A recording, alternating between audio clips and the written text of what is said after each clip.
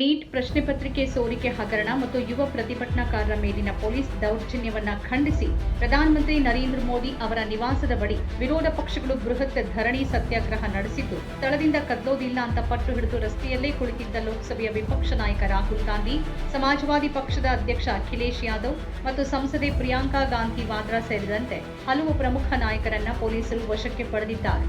ವಿದ್ಯಾರ್ಥಿಗಳ ಸಮಸ್ಯೆ ಕುರಿತು ಸಂಸತ್ತಿನಲ್ಲಿ ಚರ್ಚೆ ನಡೆಸಬೇಕು ಹಾಗೂ ಪ್ರಧಾನಿ ನರೇಂದ್ರ ಮೋದಿ ಮತ್ತು ಕೇಂದ್ರ ಶಿಕ್ಷಣ ಸಚಿವ ಧರ್ಮೇಂದ್ರ ಪ್ರಧಾನ್ ರಾಜೀನಾಮೆ ನೀಡಬೇಕು ಅಂತ ಆಗ್ರಹಿಸಿ ಕಾಂಗ್ರೆಸ್ ಪ್ರಧಾನಿ ನಿವಾಸದ ಎದುರು ಪ್ರತಿಭಟನೆ ನಡೆಸಿತು.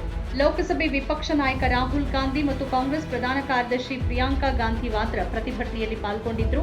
ದೆಹಲಿಯ ಲೋಕ ಕಲ್ಯಾಣ ಮಾರ್ಗದಲ್ಲಿರುವ ಪ್ರಧಾನಿ ಅಧಿಕೃತ ನಿವಾಸದ ಎದುರು ನೆಲದ ಮೇಲೆ ಕುಳಿತು ಕಾಂಗ್ರೆಸ್ ನಾಯಕರು ಪ್ರಧಾನಿ ಮೋದಿ, ಕೇಂದ್ರ ಗೃಹ ಮಂತ್ರಿ ಅಮಿತ್ ಶಾ ಮತ್ತು ಧರ್ಮೇಂದ್ರ ಪ್ರಧಾನ್ ರಾಜೀನಾಮೆ ನೀಡಬೇಕು ಅಂತ ಘೋಷಣೆಗಳನ್ನು ಕೂಗಿದ್ರು. ಪ್ರಧಾನಿ ವಿರುದ್ಧ ಘೋಷಣೆಗಳನ್ನು ಕೂಗಿದ ಪಕ್ಷದ ಹಲವಾರು ಸಂಸದರು ಮತ್ತು ನಾಯಕರು ನಿನ್ನೆ ಯುವ ವಿದ್ಯಾರ್ಥಿಗಳ ಮೇಲಿನ ಪೊಲೀಸ್ ದೌರ್ಜನ್ಯವನ್ನ ಖಂಡಿಸಿದ್ರು. ಇದಕ್ಕೆ ಮೋದಿ ಉತ್ತರಿಸಬೇಕು ಅಂತ ಆಗ್ರಹಿಸಿದ್ರು. ಭಾರತದ ಯುವಕರ ಭವಿಷ್ಯವನ್ನು ನಾಶಪಡಿಸಿದ್ದಕ್ಕಾಗಿ ಪ್ರಧಾನಿ ಮತ್ತು ಗೃಹ ಸಚಿವರು ರಾಜೀನಾಮೆ ನೀಡಬೇಕು ಅಂತ ಲೋಕಸಭೆಯ ವಿಪಕ್ಷ ನಾಯಕ ರಾಹುಲ್ ಗಾಂಧಿ ಕಿಡಿಕಾರಿದ್ದಾರೆ.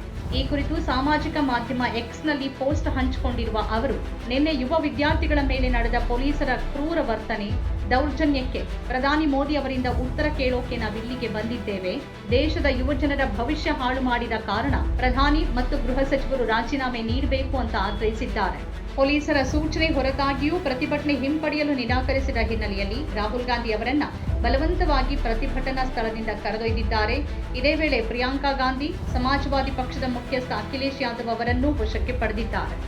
ನಮ್ಮ ಕಾರ್ಯಕ್ರಮಗಳನ್ನು ನೀವು ನೋಡ್ತಾ ಇದ್ರೆ ನಮ್ಮ ಚಾನೆಲ್ ಅನ್ನ ಸಬ್ಸ್ಕ್ರೈಬ್ ಮಾಡಿ, ಪಕ್ಕದ ಬೆಲ್ ಐಕಾನ್ ಒತ್ತಿ ನಮ್ಮನ್ನ ಬೆಂಬಲಿಸಿ.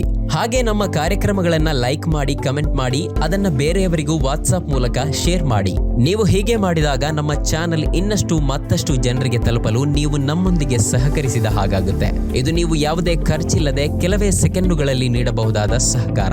ಧನ್ಯವಾದಗಳು.